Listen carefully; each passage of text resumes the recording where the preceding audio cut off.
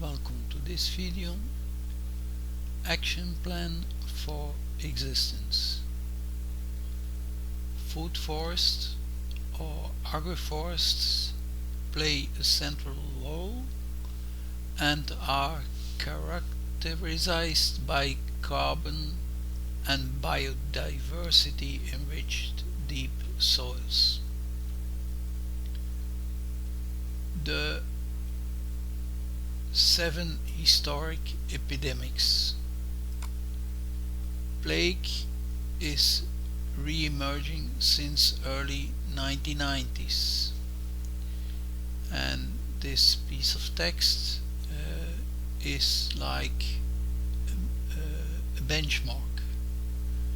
Since the early 1990s, the World Health Organization has reported a steadily increasing trend in human plague cases, which has resulted in the recognition of plague as a re-emerging disease.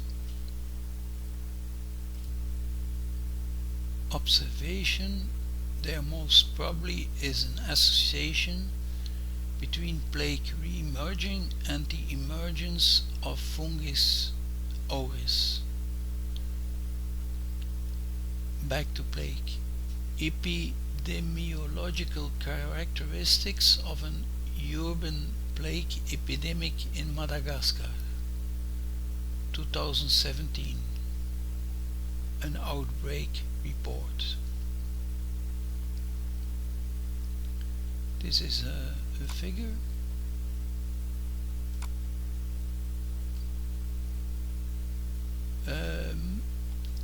What we learned from this urban plague in 2017,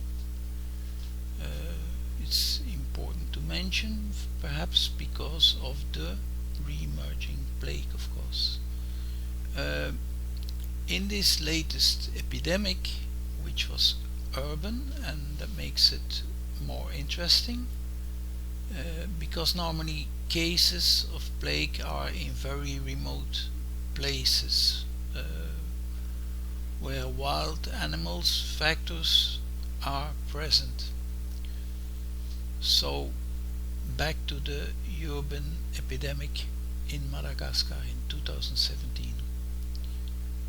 The median age of confirmed plague, which was mostly pneumonic plague, was 26 years, so that is very young. That is not what was said about the actual coronavirus, that it affects mostly elderly.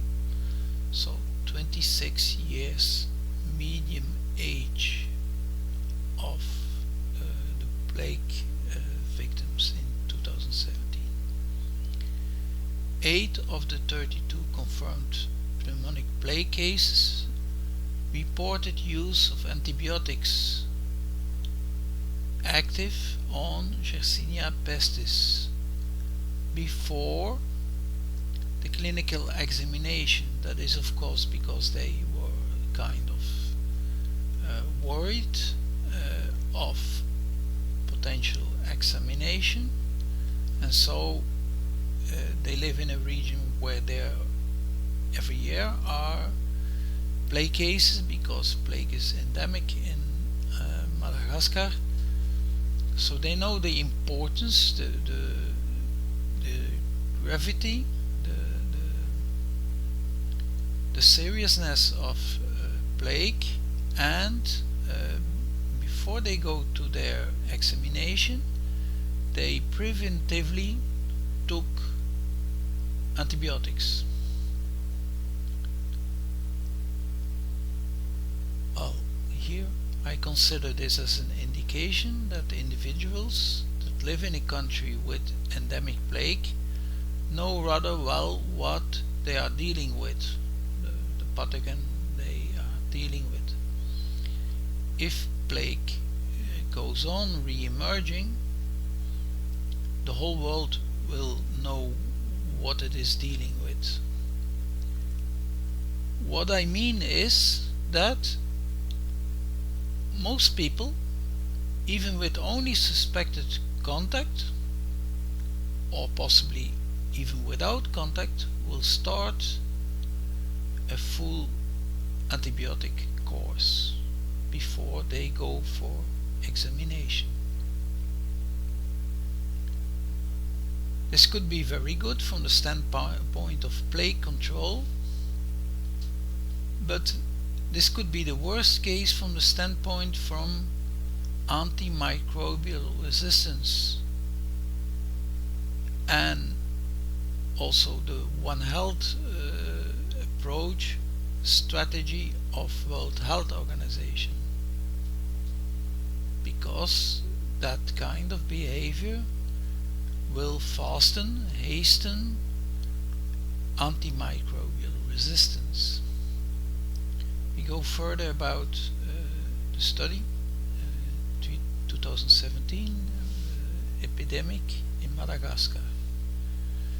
Among confirmed bubonic plague cases, the median age was 15 years. And not so important, 59% were male. In some way it's important because let's say in the rural cases, which is not the case, it are almost only men, because they go hunting or they go hiking on their own,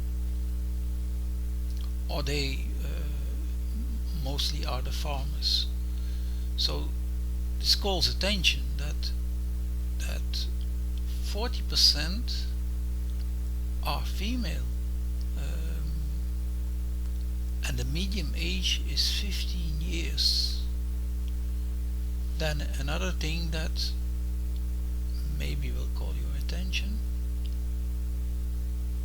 all deaths among confirmed or probable cases occurred within 8 days of symptom onset, with a median delay from onset to death of 1 day for pneumonic plague cases, which were the majority in this urban plague epidemic in 2017.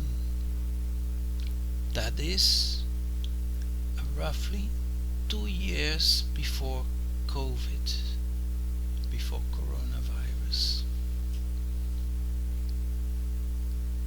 So discussion: this predominantly urban epidemic was characterized by many notified cases and an unusual high proportion of pneumonic forms, which is by aerosol. It's pretty much the same as with coronavirus or measles. It's a very quick transfer,